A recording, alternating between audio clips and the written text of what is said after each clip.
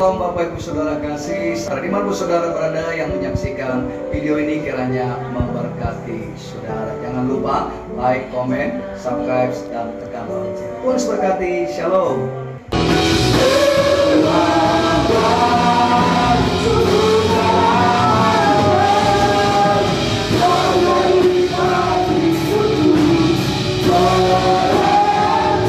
Bicara bagi kami, kami siap dengar.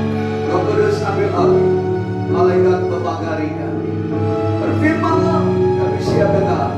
Dalam nama Yesus, haleluya. Bersama katakan, amin. Bapak Ibu Saudara kasih, saya akan bawakan firman Tuhan, berbicara perdukunan. Saya rindu kita mengenal, kita mengerti bahwa strategi pekerjaan iblis menyesatkan manusia. Karena dari ribuan tahun yang lalu, umat Tuhan pun banyak yang tidak percaya saat itu menyembah berhala dengan segala tipu daya, dengan segala jenis perdukunan. Sampai saat ini, terus antara pekerjaan Tuhan dengan pekerjaan iblis berperan saling merebut orang-orang untuk dalam Kristus diselamatkan, dalam kuasa kegelapan disesatkan untuk masuk dalam neraka yang kekal. Karena itu mari umat Tuhan kita memahami bahwa perdukunan, percayaan kepada kuasa roh-roh, arwah-arwah,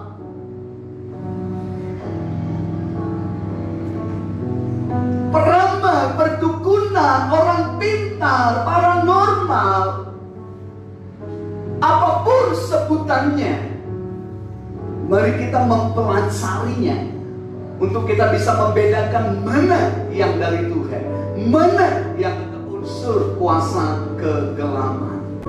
Mengapa ini sangat perlu untuk kita memahami, mengerti? Karena terlalu banyak umat Tuhan, sekali lagi, terlalu banyak orang Kristen yang menganggap perdukunan, yang menganggap orang pintar, dukun, pengobatan alternatif merupakan satu hal yang wajar dalam dunia modern saat ini. Sesuatu yang lumrah, yang sudah diikuti ribuan tahun yang lalu, yang sudah ada sejak dulu. Sehingga banyak umat Tuhan, banyak orang Kristen, orang yang percaya kepada Kristus, mempercayai hal ini dan mengikutinya, ada di dalamnya, ada dalam lingkarannya. Dan banyak orang berkata ini biasa, tidak sembuh dengan dokter, tidak sembuh dengan obat, tidak sembuh didoakan. Maka ini hal yang baik. Banyak saya temukan orang-orang yang berkata demikian. Kasihan anak saya sudah menderita, sudah dibawa ke dokter, akhirnya saya bawa ke dukun. Saya tidak laku-laku, sudah berkali-kali pacaran gagal, akhirnya pergi ke dukun minta pemanis. Saya berusaha selalu gagal, akhirnya pergi ke dukun minta pelaris. Saya tidak naik-naik jabatan, akhirnya pergi ke dukun minta supaya dikakupi, dihormati dan naik jabatan, disenangi. Kelihatannya menguntungkan, kelihatannya hal yang baik bagi dirinya, tetapi tidak tahu di baliknya ada penyesalan, di baliknya ada tumbang, ada harga yang harus dibayar. Di dalam imamat dikatakan jangan percaya kepada roh-roh, peramal, arwah, dukunan. Saya akan tegaskan kembali, saya ulang kembali hal ini. Apakah yang dimaksud dengan perdukunan? Perdukunan adalah satu jenis istilah yang digunakan, yang disebut untuk menggambarkan satu praktek non medis. Ya, bukan kedokteran, bukan bicara medis, yang berhubungan dengan roh jahat atau iblis yang ujungnya adalah suatu penipuan dan penyesatan. Artinya pengobatan kepada satu penyakit, kepada satu masalah persoalan yang berhubungan dengan kuasa kegelapan. Sering sekali umat Tuhan yang kagum, yang heran, yang takjub ketika seorang dukun berkata, engkau hadir karena suamimu selingkuh, engkau hadir karena tokomu tidak laris, engkau hadir karena anakmu belum menikah, engkau hadir karena ada sakit penyakit dalam tubuhmu, engkau hadir karena engkau tidak naik jabatan. Ketika kita pergi kepada seorang dukun dan kita mendengar perkataan itu, lalu terkagum-kagum dan heran. Saudara, mari jangan takjub, jangan heran, jangan kagum dengan perkataan dukun, orang pintar paranormal yang mengetahui siapa kita, bahkan mengetahui tanggal lahir kita, bahkan mengetahui nama anak, suami, orang tua kita. Mengapa dia tahu? Karena ada roh setan, iblis yang memberitahu. Karena itu setiap dukun dia memiliki kekuatan setan. Ada setan dalam tubuhnya. Ada roh yang bisa diajak berbicara. Ada roh yang bisa dapat informasi. Ada roh yang dia bisa bertanya dan memberitahu siapa dia, apa pekerjaannya, mengapa dia datang, kenapa, ada masalah apa. Setan itu langsung memberitahu kepada dukun, dan dukun berbicara kepada orang yang datang berobat ke dia. Orang terkagum-kagum dengan saat sekarang ini pun banyak dukun, menggunakan kitab suci untuk dia mengobati seseorang, menggunakan ayat-ayat dalam firman. Dia tipu daya, dia putar balik. Dari mana kita mengerti bahwa dia adalah sesat? Saudara, setiap kita memiliki Roh Kudus. Ketika orang percaya Yesus, menerima Dia, maka Roh Kudus ada dalam kita. Dan jika Roh Kudus sudah ada dalam kita, ketika kita hendak pergi ke dukun, menanyakan sesuatu, berobat, ada roh yang berbicara dalam hati kita. Jangan pergi, pulang. Jangan pergi, kita gelisah. Orang yang peka di dalam Kristus, maka dia akan mendengar. Dan dia akan berbalik, tidak mau pergi kepada kuasa dukun. Jadi dukun adalah sebutan orang pintar, paranormal, ya, yang melakukan praktek-praktek perdukunan. Bisa berkomunikasi dengan alam gaib, bisa berbicara dengan setan. Arwah dan roh ini berbeda. Arwah adalah suatu roh yang dipercayai adalah sebagai roh orang mati. Tetapi sesungguhnya adalah roh jahat yang menyamar sebagai orang tersebut. Sering sekali saudara dalam dunia, dalam kehidupan masyarakat, ada ketika seorang nenek atau keluarga meninggal, lalu ada kerasukan cucunya, lalu berkata, aku opungmu. Suaranya persis, kesukaannya persis. Dia tahu nama-nama cucunya. Opung itu. Ora sepung, on siring ngopung, on sigaret ngopung, ini rokok ngopung. Please. Itu roh lain. Walaupun dia tahu pemparan opung kita, walaupun dia tahu nama-nama siapa generasi keluarga kita, karena setan umurnya sebelum dunia dijadikan, setan sudah ada. Dan banyak orang tertipu. Ada pesan dengan menerima begitu saja, langsung dilakukan apapun perkataan roh jahat itu. Iblis selalu membuat dia membangun sesuatu, menciptakan sesuatu untuk orang kagum, untuk orang lebih banyak terikat, terbelenggu. Saya banyak bertemu dengan orang yang kerasukan, yang mengakui siapa dirinya dalam otoritas Kristus. Seperti Tuhan berbicara kepada orang-orang yang kerasukan. Satu orang di gereja yang kerasukan ribuan setan.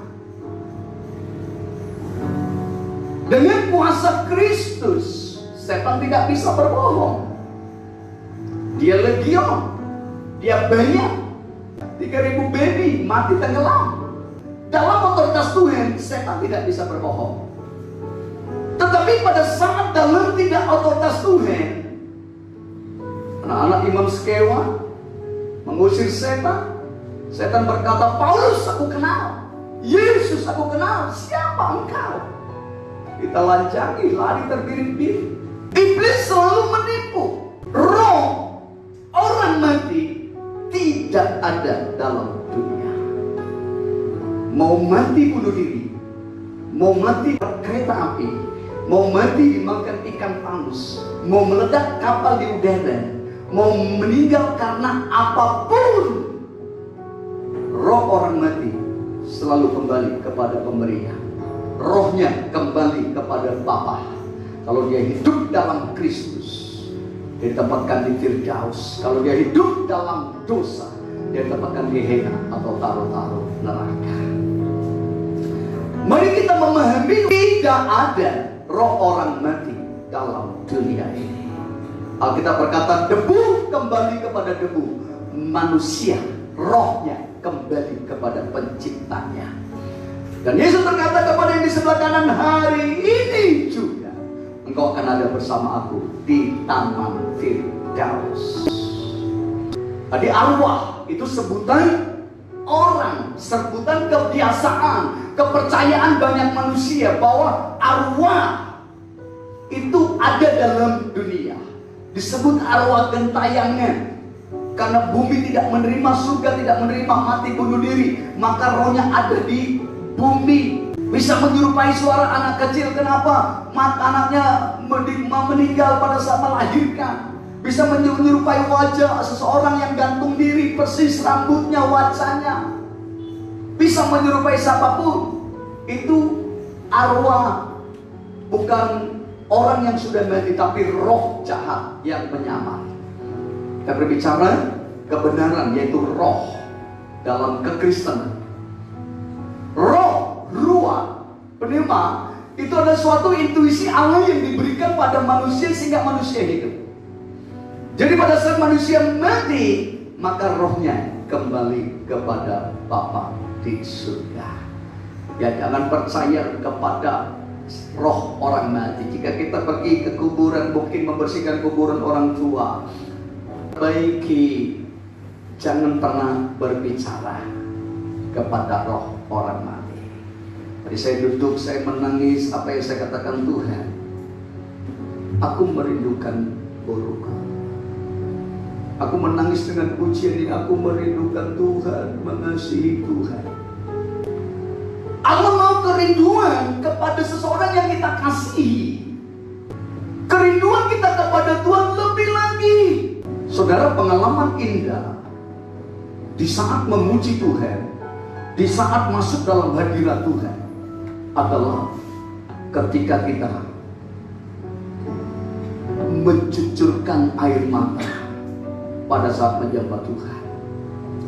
Ketika hati kita meluap-luap, bukan karena beban, sekali lagi, bukan karena beban, bukan karena penyakit, bukan karena masalah, tetapi ketika kita menyembah Tuhan, hati kita connect dengan Tuhan, tersentuh dengan pujian itu dan menangis, mencucurkan air mata.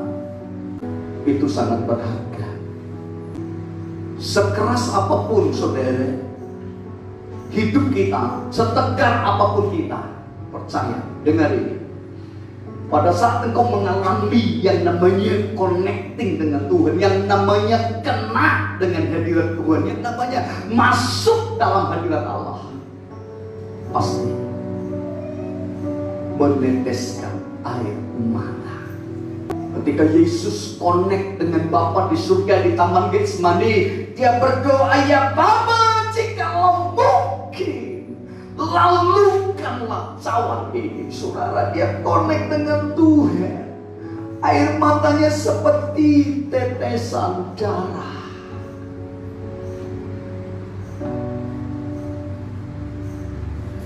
Jadi kalau bagi saudara yang belum pernah alami ini, yang jarang alami ini, mari terus berikan hati saudara untuk mengalami kenikmatan bersama Tuhan. Amin. Pantai Kosta bukan cengeng, menangis bukan sesuatu hal yang cengeng, saudara. Air mata yang keluar, yang karena cinta Tuhan, itu berharga. Alkitab berkata, saudara kasih, air mataku kau tampung dalam kirtanmu. Janganlah kamu berpaling kepada arwah atau kepada roh-roh peramal. Ini bicara, saudara, arwah dan roh-roh peramal tidak akan bekerja jika tidak ada media, tidak ada dukun yang berpartisipasi di dalamnya. Walaupun arwah atau roh-roh ini bisa melakukan sesuatu tanpa perdukunan. Misalkan roh-roh ini tinggal dalam pohon beringin, lalu pohon itu dekat dengan sekolah. Sekolah itu mungkin mau dibangun, atau rumah itu mungkin mau diperbaiki, atau area itu mungkin mau ditanami, lalu pohon itu ditebang. Maka orang di sekitar pohon itu, rumah tangga atau sekolah atau siapapun di radius 100 meter, itu bisa dirasuki. Mereka merasuki orang-orang yang bisa dirasuki. Tidak semua yang bisa dirasuki, kalau ada Kristus di dalam dia, tidak bisa tembus. Tapi banyak orang Kristen yang justru kena. Ketika di Manado, saudara, kami diundang untuk mendoakan satu sekolah yang muridnya begitu banyak kerasukan. Janjinya sederhana, mereka retreat, lalu mungkin tidak jaga hati.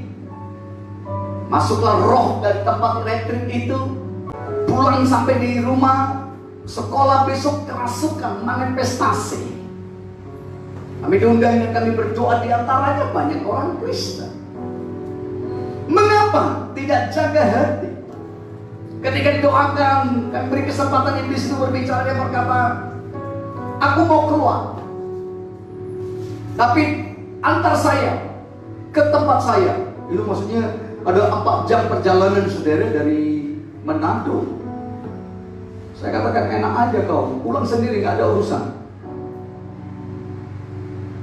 Mereka kerasukan hanya karena berbicara yang tidak jelas, bukan salah. Begitu juga kalau pohon ditebang, kuburan dipindahkan, karena tempat setan biasanya media atau lokasi setan. Pohon-pohon besar yang sering pohon beringin, rumah kosong, rumah yang besar, angker yang disebut rumah angker, kuburan, gua, sungai, laut, itu tempat roh jahat.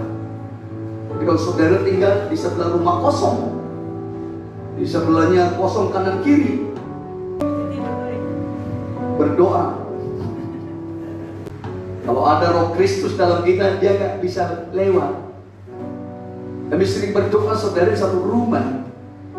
Keluarga itu bilang, Pak, setan dari sebelah masuk ke rumah saya, gitu saudara.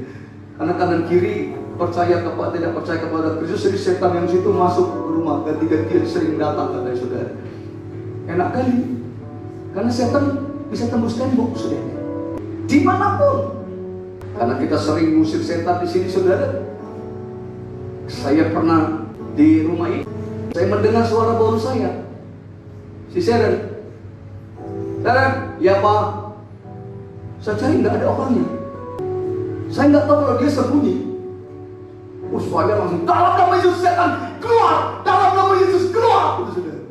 Oh, dia keluar tertawa-tertawa si Seren, sudah ada dikerjain saya, sudah. Ketahuan sekali suka ngusir setan, apa sedikit usir. Padahal guru saya sendiri yang bodohin saya, sudah.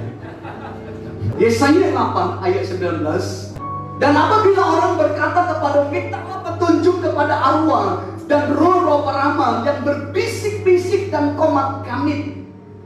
Saudara, sering sekali ketika umat Tuhan dalam situasi yang sulit, dan paling sering dalam situasi sakit penyakit, apalagi meyakini atau mempercayai sakitnya disantet atau kena tenung orang lain, sering sekali akhirnya mencari perdukunan.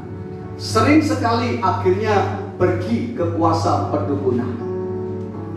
Apabila orang berkata kepadamu, pada umat Israel, mintalah petunjuk arwah dan roh-roh peramal yang berbisik-bisik dan komat kamit. Jadi saudara dukun, biasanya saudara seperti itu, mulutnya komat kamit saudara.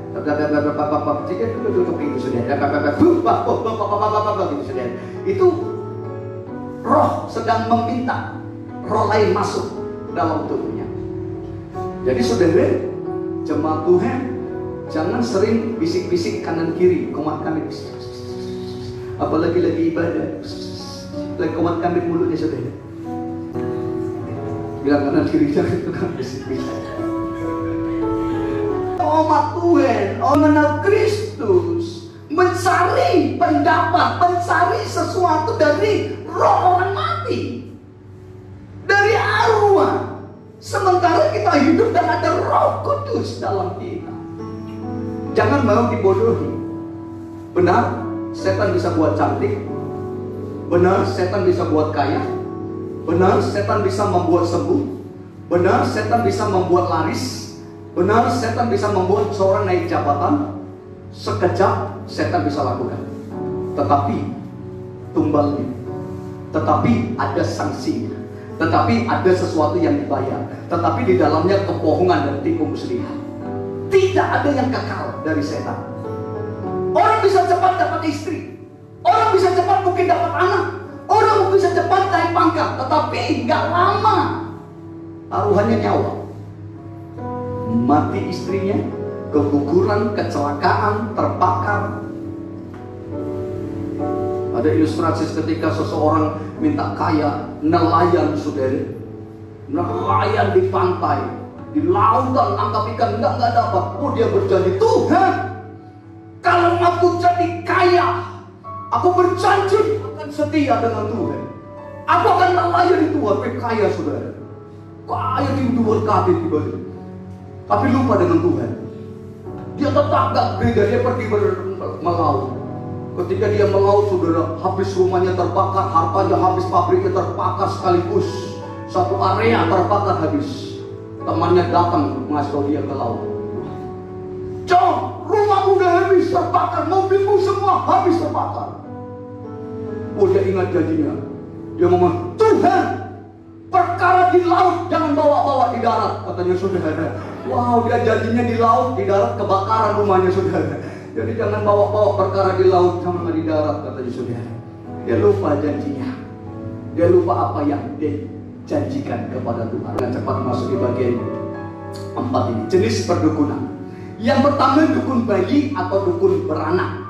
Yang kedua dukun picak atau dukun urut. Yang ketiga dukun perawangan, dukun sumuk, dukun cenayang. Yang keempat dukun petungan dan peramal. Yang pertama, saudara, apa yang dimaksud dukun bayi, dukun beranak?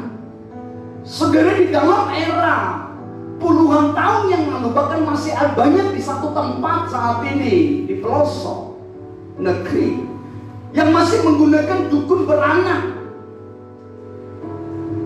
yang berperan sebagai seorang bidan dalam membantu persalinan ibu yang sedang melahirkan. Kita harus bisa membedakan seorang ibu yang punya keahlian untuk menolong melahirkan. Banyak di desa-desa. Proses dia menolong itu alami. Dengan pengetahuan dia, dengan pengalamannya dia bisa menolong. Harus bisa dibedakan ini dukun dengan bukan dukun. Yang mana dukun beranak itu adalah seseorang yang menggunakan sesuatu media, sesuatu mantra.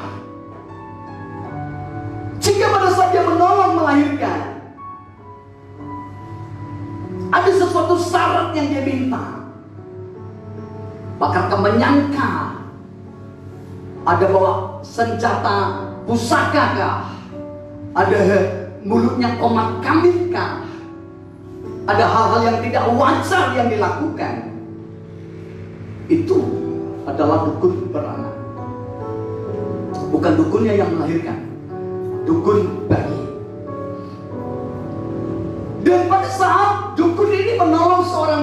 seorang istri wanita melahirkan, ada perjanjian dengan roh jahat. Sering sekali dalam sekian orang yang melahirkan, satu harus diserahkan kepada setan. Bahkan darah segar ketika orang melahirkan itu menjadi kesukaan iblis. Dan ini yang banyak sering tidak diketahui. Ketika dukun yang dukun sekali lagi yang menggunakan kuasa rohani menolong seseorang yang melahirkan, maka anak bayi itu sudah diserahkan, sudah menjadi milik setan. Sekali lagi, orang yang menggunakan mantra, orang yang menggunakan sesuatu yang lain pada saat proses melahirkan. Karena banyak ibu-ibu yang menolong persalinan dengan kemampuannya, dengan pengetahuannya, tidak menggunakan mantra banyak. Jadi mari jangan asal membawa seseorang atau memanggil dalam proses melahirkan. Saat ini saudara, semua proses melahirkan sudah diputuskan oleh pemerintah harus ditangani oleh perawat, oleh bidan, oleh rumah sakit. Dan di seluruh negeri Indonesia sudah banyak bidan-bidan, perawat-perawat yang masuk ke desa-desa, pelosok desa. Mari pilihlah melahirkan dengan bantuan dokter, perawat, atau bantuan seorang ibu yang ahli dalam melahirkan dengan tidak menggunakan kuasa perdukunan di dalamnya. Karena itu berpengaruh kepada pertumbuhan anak kita. Dia terikat terbawa grup. Perdukunan pijat atau dukun urut. Saudara, siapa yang masuk dalam golongan dukun? Siapa yang masuk dalam golongan ahli terapi, memahami otot, memahami titik-titik dari nadi, dari otot kita, dari saraf-saraf. Ini bisa dibedakan, bisa kita mengerti. Kalau kita pergi ke rumah seseorang yang mungkin dukun pijat, atau orang pintar pijat, atau orang pintar dengan patah tulang, memahami bagian tulang-tulang, kita bisa bedakan apakah mereka dari ada roh lain dalam hidup mereka, atau mereka benar-benar menggunakan keahlian dan ramuan obat-obatan secara herbal. Bisa diketahui. Kita masuk pun dalam area itu ada roh yang tidak sejahtera, ada sesuatu yang tidak menyenangkan. Itu kita bisa lihat. Adanya benda pusaka begitu kita masuk, adanya kain hitam dibungkus di depan pintu, ada patung-patung yang menyerupai benda-benda berubah kangen dan sebagainya. Areanya, auranya tidak nyaman. Tapi ada obat patah tulang yang menangani benar-benar dengan paham, yang memahami mengenai tulang. Di dalamnya juga ada perawat, ada dokter, foto scan. Ini harus kita bedakan. Tetapi ada yang menggunakan magic. Saya pernah tahun 2008,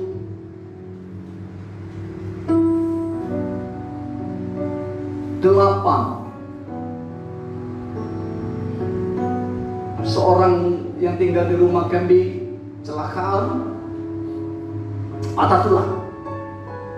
Lalu mereka langsung bawa ke tempat dukun patah tulang, ahli patah tulang. Lalu kami datang ke tempat itu dan saya bertanya, bagaimana? Kamu didatangi, dikunjungi? Enggak. Terus bagaimana pengobatan? Setiap jam 12 malam saya menjerit-jerit kesakitan patah tulang, menjerit kesakitan. Ternyata pengobatannya bagaimana caranya? Seorang ahli patah tulang ini golongan dukun, dengan media boneka, patung orang yang dibentuk orang dari kain dan lalu dia baca mantra, panggil kemenyangan. Dia hanya di kamarnya, dia tidak kunjungi kamar-kamar, disiapkan kamar-kamar.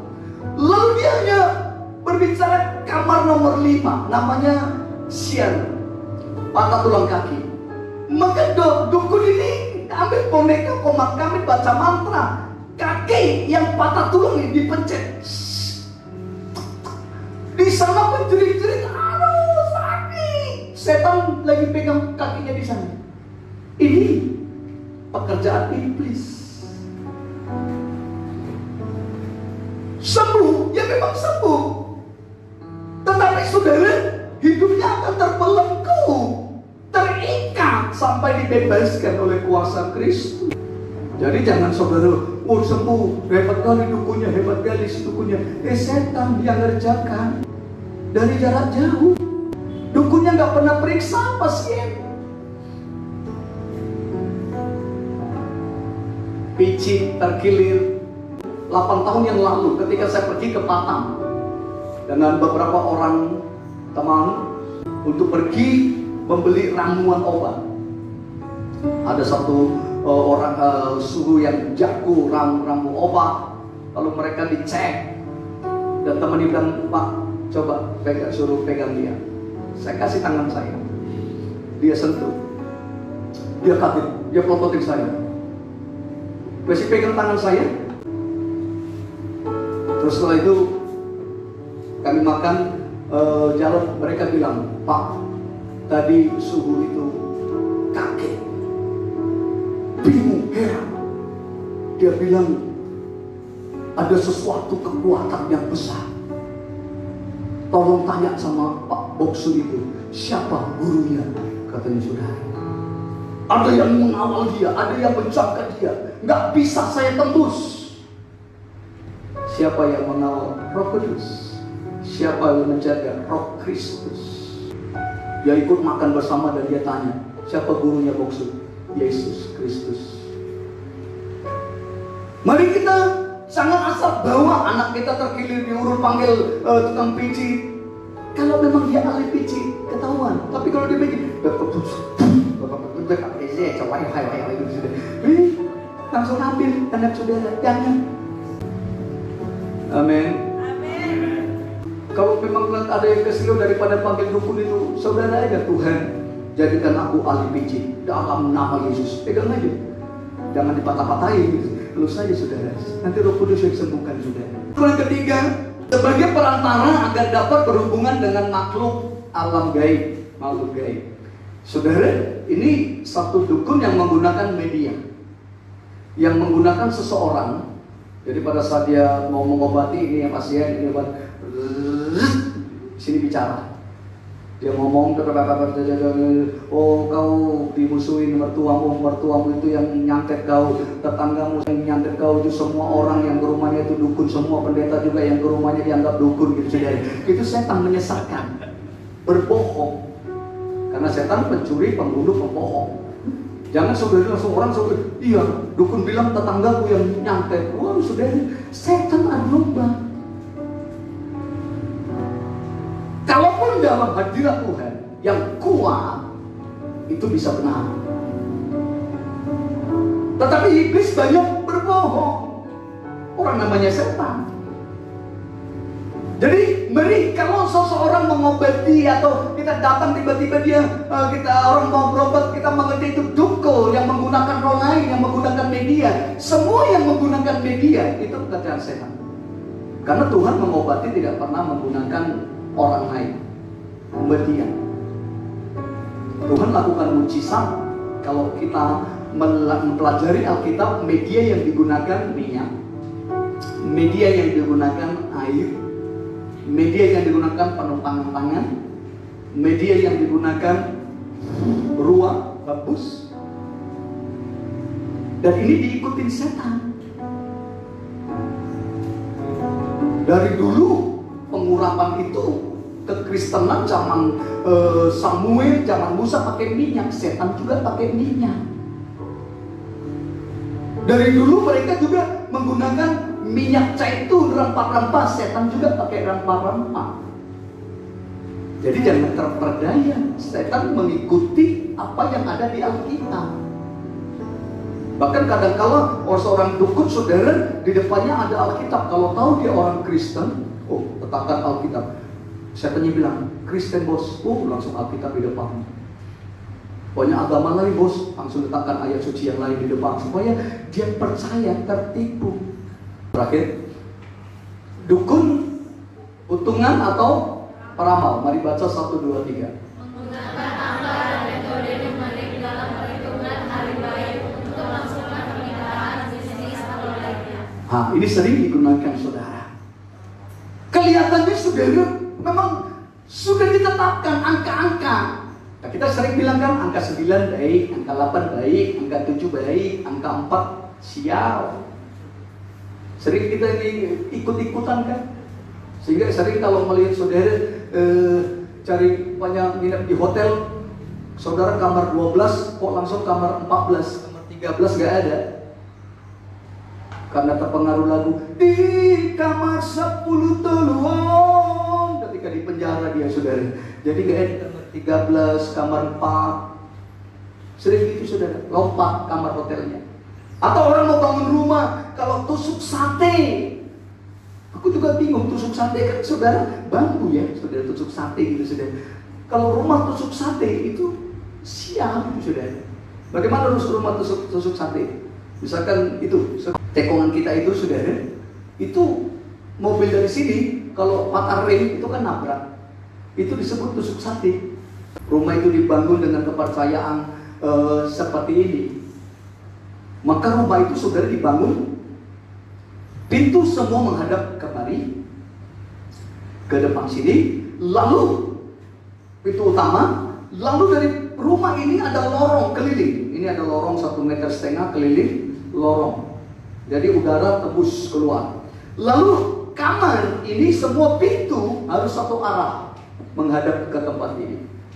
Supaya rumah itu jadi berkat, rumah itu menguntungkan, rumah itu tidak sial. Pada saat dilakukan mengikuti arahan dari dukun itu, paranormal itu, maka rumah itu dikuasai setan. Kami tinggal di belakang, pegawai kami di depan, tiba-tiba datang, ya Pak, kenapa Pak? Bapak panggil saya? Enggak. Begitu lagi pulang dia, sebentar lagi, iya Pak, ada panggil saya? Enggak. Karena dia dengar, aku panggil dia, disebut namanya, Ranto, sini, dia datang. Kok terus-terusan datang? Wah, ini ada roja, langsung saya ambil minyak, saya berdoa, sampai ke atas, dalam nama setan keluar, dalam nama Yesus setan keluar. Aku nggak ada panggil. Suara kucing bisa suara orang, ngomong kucingnya. Bahkan lebih mengerikan. Saya maaf lagi duduk di kamar mandi di kloset, tiba-tiba diintip rambut panjang, baju putih. Benar, saya menceritakan kepada anak istri saya, rambut panjang, baju putih. Intip saya. Saya bilang anak saya tidur, istri saya tidur, saya langsung cepat lihat ke kamar, semua tidur sudah. Saya baru tahu setan juga suka ngintip orang mandi sudah. Hati-hati suka ngintip orang mandi sudah. Belajar dari setan sudah. Ini sekilas kita pikir hal yang biasa. Jangan kira-kira tiba-tiba saudara bayang ada bayangan lewat, itu setan. Tiba-tiba saudara lagi lewat tempat sunyi, gemetar itu ada roh jahat. Pada saat saudara ini langsung tolak dalam nama Yesus. Itu setan tadi bisik-bisik itu di depan saudara. Sering kan pokoknya maaf lagi berkemah atau di bawah pohon besar tiba-tiba lewat gemetar gitu saudara. Itu bukan kebetulan aja. Ada roh jahat. Tapi jangan saudara pura-pura begini nanti ini bisa berubah. Aduh saudara itu keracunan saudara. Hati-hati saudara. Jadi jangan percaya dengan angka. Dengar, mau hari apapun itu hari yang indah. Ada seorang yang saya dalam pergumulan doa, Pak, setiap malam Jumat saya pasti gelisah, saya pasti nggak bisa tidur, saya pasti ada roh lain. Kenapa mesti setiap malam Jumat? Karena malam Jumat itu saudara orang sudah pikirkan, tetapkan adalah hari setan, apalagi malam Jumat Kliwon. Itu setan katanya bergentayangan. Karena kepercayaan itu, karena ketakutan kita, maka setan juga tiap hari Jumat rame-rame keluar. Hari lain dia nggak mau sibuk gitu. Apalagi, jangan main duduk-duduk di depan pintu kalau maghrib, setan banyak lewat. Apa hubungannya? Setan mau lewat kapan pun nggak nunggu maghrib. Jangan percaya dengan peramal. Jangan minta pelaris, jangan minta membangun sesuatu apapun, memulai pekerjaan apapun, memulai usaha apapun. Oh, saya buka usaha harus mulai hari Sabtu karena hari Sabtu hari Sabat. Kalau penilaian kita menganggap hari Sabtu itu karena hari Tuhan atau hari Minggu itu karena hari Kristus, kita mengagungkannya, memuliakan Tuhan, itu baik. Tapi kalau untuk sesuatu, semua hari sama di hadapan Tuhan. Amin. Saudara misalkan, oh aku mau mengundang makan, mesti hari Selasa, hari Senin, nggak usah. Kalau saudara mau undang saya, hari apapun saya mau. Malam-malam Pak Ritoma kemari, jam 8 malam, Amang udah makan, ayo kita ke Haleluya. Pergi, diundang kok. Sampai Haleluya kami makan, tiba-tiba Pak Ritoma mau bayar, udah dibayar. Sama siapa? Ada satu bapak yang kami pernah ke rumahnya 2 kali berdoa. Ya, udah dibayar. Amang lupa ya sama saya. Ya, Amang dibayar. Langsung bilang, Amang kapan lagi kemari? Saya bilang begitu saja.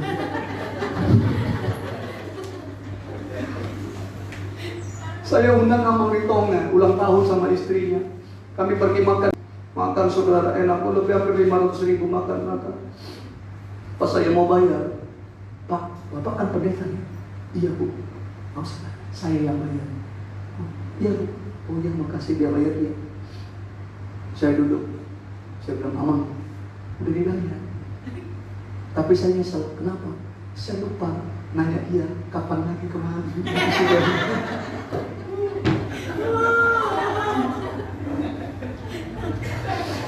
Makan gratis itu enak kali. Apalagi yang berangkat retreat kemarin gratis, enak kali saudara. Makanan bebek kemarin saudara, walaupun keras karena gratis, habis bersih saudara. Lezat saudara. Mari jangan main perdukunan walaupun gratis. Amin. Makanan gratisnya enak, tapi janganlah suka makan gratis sekali-sekali. Setan selalu memberi gratis, tapi ujungnya mahal. Jangan pernah bermain perdukunan. Jangan pernah terlibat dalam kuasa perdukunan. Kita satu pujian, berhembuslah Roh Kudus di tempat ini. Berhembuslah Roh Kudus di tempat ini.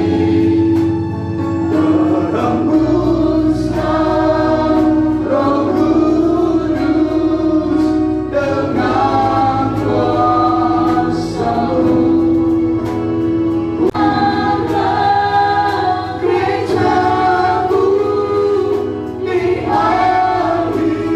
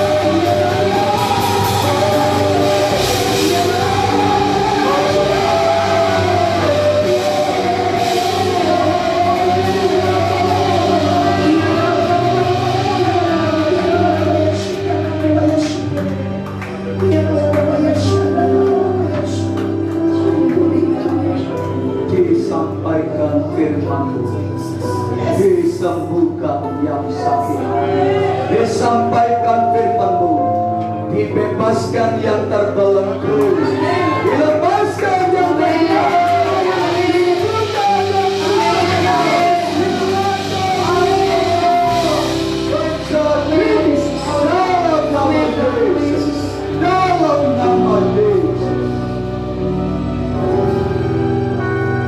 Diberkatilah kesehatan kami, diberkatilah rumah tangga kami, diberkatilah setiap kebutuhan kami, diberkatilah usaha pekerjaan kami, diberkatilah pelayanan kami.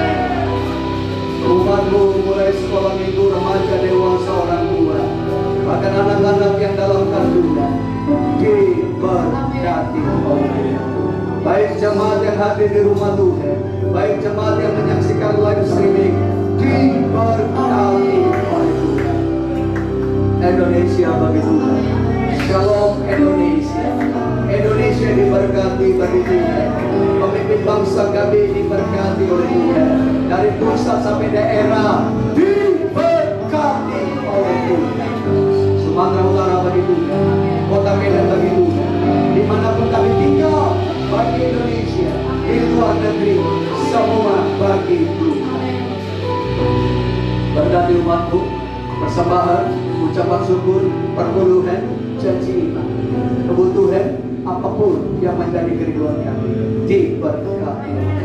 Kami memberkati tanah gereja yang kami rindukan dan pembangunannya yang kami rindukan, diberkati oleh Tuhan.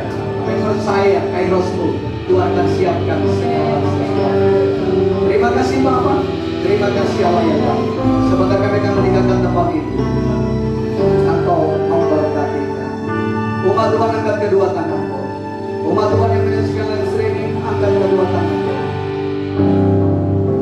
Terima berkat daripada Tuhan.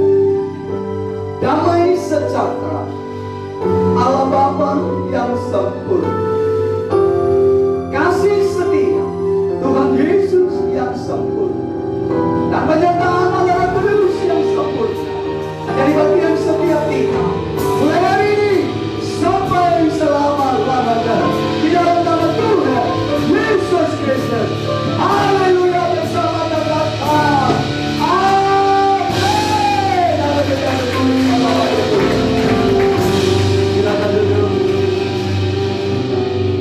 Umat Tuhan yang menyaksikan live streaming, Tuhan Yesus berkati saudara. Terus saksikan setiap hari Minggu pukul 10 sampai pukul 11.30. Shalom, Tuhan Yesus berkati. Shalom. Kami mohon untuk saudara subscribe, like, komen, dan lonceng. Berkati kiranya video ini menjadi berkat bagi saudara. Shalom.